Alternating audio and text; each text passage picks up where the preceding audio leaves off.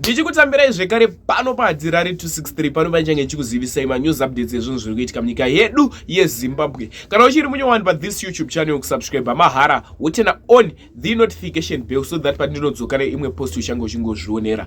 Panapa uchange uchiona manews updates ezvinhu zviri kuitika munyika yedu yeZimbabwe. Vadikani sei neHarare malikes enyu akakosha zvikuru. Zvinobatsira kuti video rino ringe richifamba kuhama neshamwari. Sekuziva kwamuri kuzviita muZimbabwe, hakuna chinhu chinoitika munyika yeZimbabwe chobva chashayika paHarare 263. No, izvozvo takazviramba.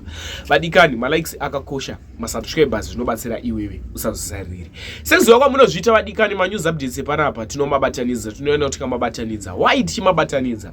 Tinoita kuti muwane manews updates akati wandei pa same video. Saka ukapedza unzwa first story usaskipe ndisati ndapedza, usati wapedza video rese rino nekuti ma-updates epanapa mutakunanzva. First update accident iyi yaitika mudomboshava road ndo maitikira chiitiko ichi. Accident iyi yaitika mudomboshava road ndo maitikira chiitiko ichichi. Kombi yaita head on nerori. Vadikani pese patinge tichifamba nengoro dzemoto ndatitange tanamata zvinoitika hazvizikanwe. Nguva ino ya 2025 ndo macases atinonyorisiva. Wakaenda kubasa wakadzoka kumba uri mupenyu, tenda Mwari. Kana uri mwana wechikoro chibva watodzidzawo kunamata kwakanaka. Ukaenda kuchikoro uchifamba nemota nekudzoka kumba uri mupenyu, tenda Mwari. Iwe futi mubereki namatirawo vana vako kuti vange vachifamba mune makajeka, murodhi dzakajeka. So zvandoda kuitaka ndakusiya muchiona video. Wapedza kuona video iroro uchazvarofuka mucomment section. According nekwatatora this news, zviri kunzi mukombi umafa vanhu vanosvika ivo 15 ndo varasikirwa neupenyu hwavo. Chikoti rest in peace kune vafa, kune vakuvara, get well soon. Mwari anopindira, munopora nenyasha dzaMwari. Vadikani zvandakuda kukuita ida kusiya muchiona video ro. Wapedza kuona video ro ndine audio yandirwadza, audio iri kundisiririsawo inini. saHarare zvandibata zvandirwadza kuti chakafukidza dzimba zveshuwa matenga. Ndatione first update. Shit. Shame. That's something that happened. Shit. So that one. Shit. Slip.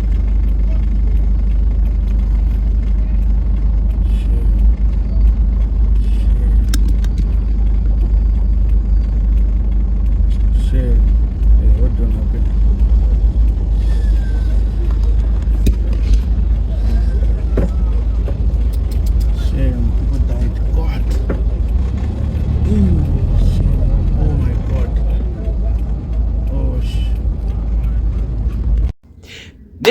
Next update pane audio yemurume uyuyu munhu anga akatorora mukadzi wake. Ende nemukadzi wake vanhu vatoine vana vati kurei.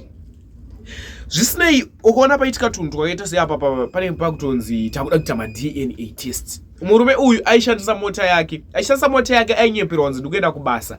Zvainyeperwa kunzi ari kuenda kubasa kana kuti kuchechi. Iye murume ndiye aitodhiraivha mukadzi wake nemota yake nefuel yake achinomusiya ikoko kunomusiya kuchikomba. Ndokuprota zvanofika comment section after wapedza kunzwa audio yemurume uyu. Ndamunzwira tsitsi, ndamunzwira urombo, ndatinzwei zvizere kubva mu audio iyi. Ine murume pa audio apa angaitaura kuti hapana chinhu chandanga singaitire mukadzi wangu pangave pabonde zvese ndaimuitira, asi iye ndiye ainge akuramba kurara neni. Zvaanga akuramba kurara nemurume iyeye zvakapa kuti murume uyu afungire zvinhu zvakawanda. Mukufungira kudaro makudo mugomo abva amawana. Ndatinzwei audio. Pikira pakwa ndiri kushura, hauna ndipikira, ukanditi chirwere chekare kare. Hauna ndudza kuti nezuro unoda rumaita kuzwa. Daira kana chikubvunza. Wakadaro. Sandirembera zvaunoziva. Mudzimai mufesi mumira uya. Ataura zvikanzi tine chirwere panapa izvozvo. Hazvizi kwachakabva. Saka uri ndiga chirwere mboshana nemunhu usina kondomu.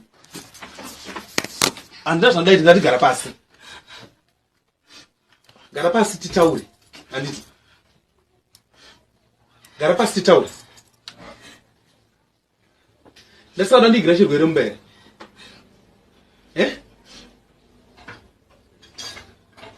Chwa nemba dzako manyebera unoita. Ndakakuti kudini nezura. Ukaenda wafamba neredio, ndikati redio rutaura ine madhaka. Andakudza sezvo. Ukazoona pinde madzakadaro zera kwe.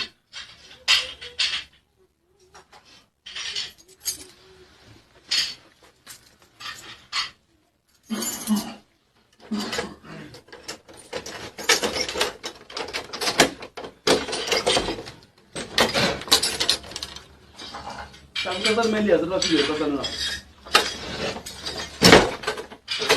Unaweza cha kuzoa huyu Ukozana meme ukuthi anibulisela banga andokwazi meme. Ndizo. Anokuze meme nginobuza banga. Follow Zim Celebs Official on Facebook, Twitter, and Instagram. Nekuperekeza nemota. Ndichitambura fiwe. Ndizokufunda wapedzere. Izvo ndofunda munhu akukwirwa. Kuenda usina telefoni utanga achimutsa, mukadzi changa achimutsa murume wake. Ndiyani? Saka wasati wachika. All right. Anga achimutsa murume wake ndo zvaitaura. Kugadzira nyaya zvakadaro. Chii chandokutadzira chii zvazvini? Chandokutadzira chii? Ndati chii chandokutadzira zvazvini? Chandakakutadzira. Totosvike pakudai chii? Izvo zvendi chaita seta bhataramba muno. Unotemba kuti mukadzi wangu anoshanda akapiwa mari tobhajeti kuti ndisi mukadzi wangu akushanda tobasira. Izvo kushanda kwacho kusvira. Shwa saka kubva panapa every Sunday unoswera wakavharwa nomumwe murume. Every Sunday waibva kuenda kunoswera wakavharwa nomumwe murume. Kanga ndichida kuti newe chiramba panapa. Pano saka mboti ngatira ndikaramba kana wakamboti bata ndikaramba kumuka. Uripo. So that every Sunday waibva kunoswera wakavharwa nomumwe murume. Handiti? Chawakaona pamurume chandisina chii chaanogona chisingagoni chii. Mukadzi akabudza mapirisa ndakuvererekera audio arwere atosa zvakutowedzera kana chirasina makondomu anogara umu apinda bedroom umu toto ashandisa muno because nyaya izvo zvisvi umu ndo maanogara umu ndakazona ari kuseri uko akashandawo iwo tadhanzi akagara naye pasofa chete akagara naye pamubhedha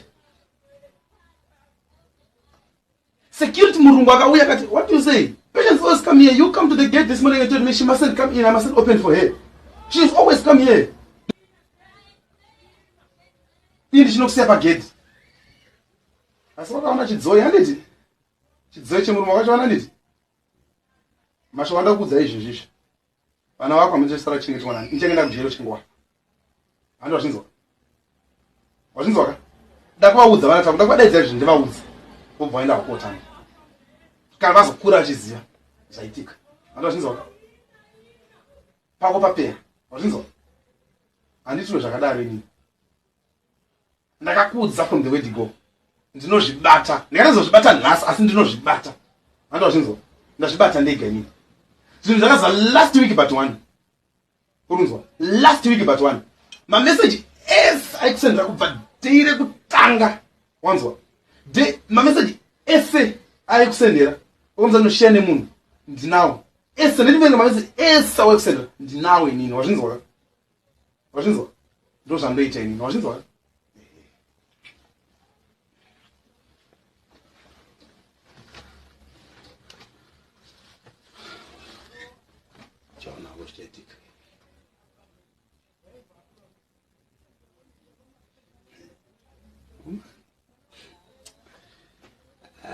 Manzoni dzako dzandasendera izvikazvi da kuti dzizondibvunzawo mangwana kuti tsano mai varungu saka makumbo veshe ndinovatsvakisa mari yekurapisa tonde wakani 700 akupa 1000 handiti ukatumirayo mari kumusha handiti saka wakaita sei this month ukaine story ukati ari kuita aita problem handiti anga akudza kuti kudiko iye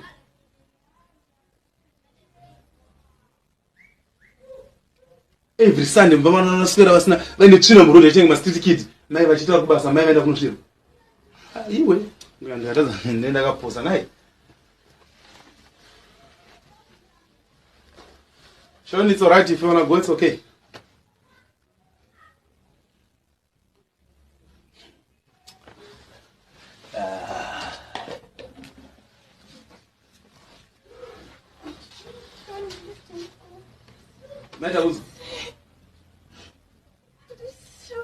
wakumbira Shoni kuti agare izvozvi dota nekuti 200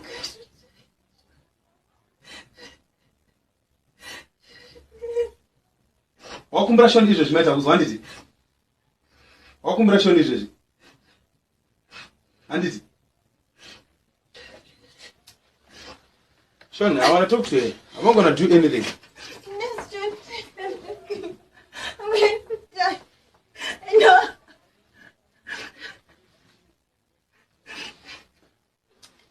Sean, just imagine, every Sunday, I pick her up here, ne?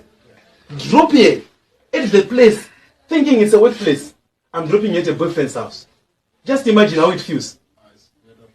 Yeah, amen. Tell me how it feels. It's better she do it, I don't know. I don't get involved.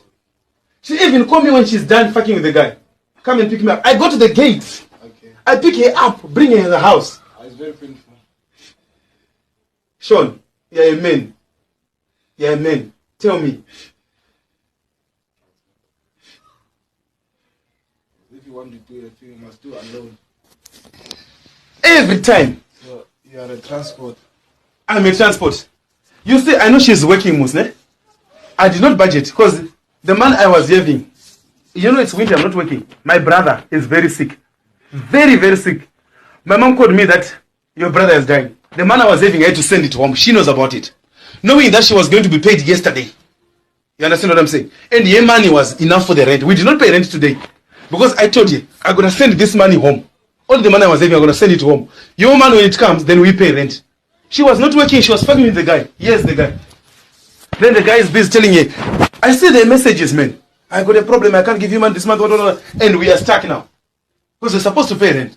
The man, she know I was having money. I used it to send home because I know she was going to be paid yesterday on the 2nd. She was going to have money. And the man she was going to have, it was 1,000 plus. You understand what I'm saying? So I know she was going to pay rent and we left with money for enough electricity.